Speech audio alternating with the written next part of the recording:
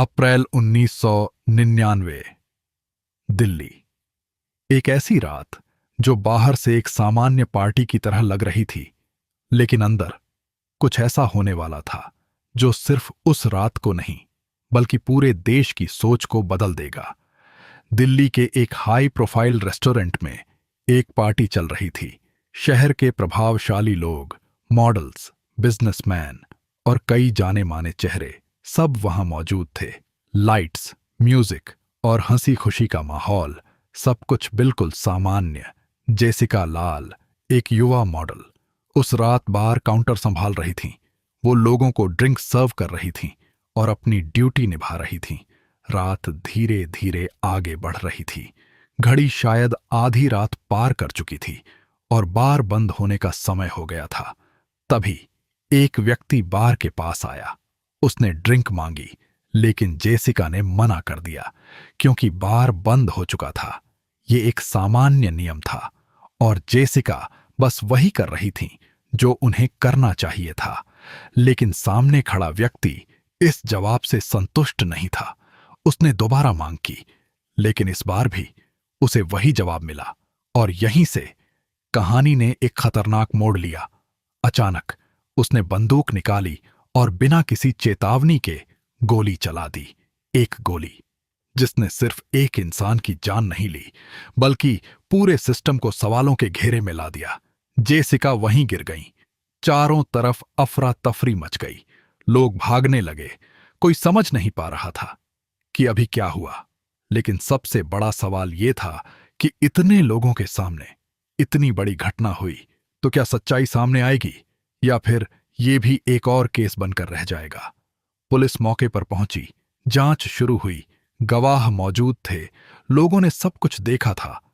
लेकिन धीरे धीरे कहानी बदलने लगी।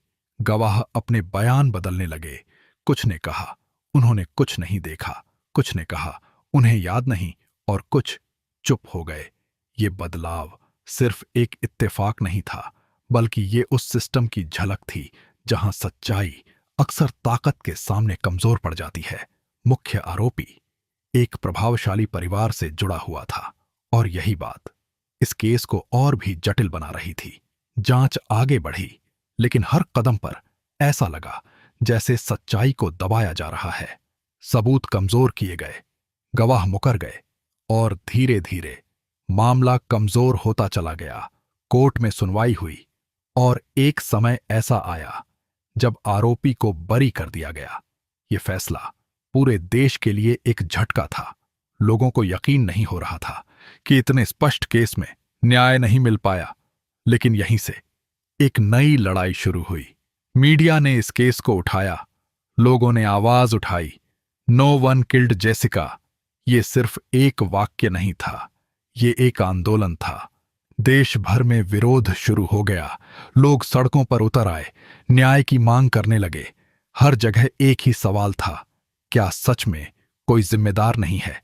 क्या कानून सिर्फ कागज पर है, या फिर वो सच में सबके लिए बराबर है?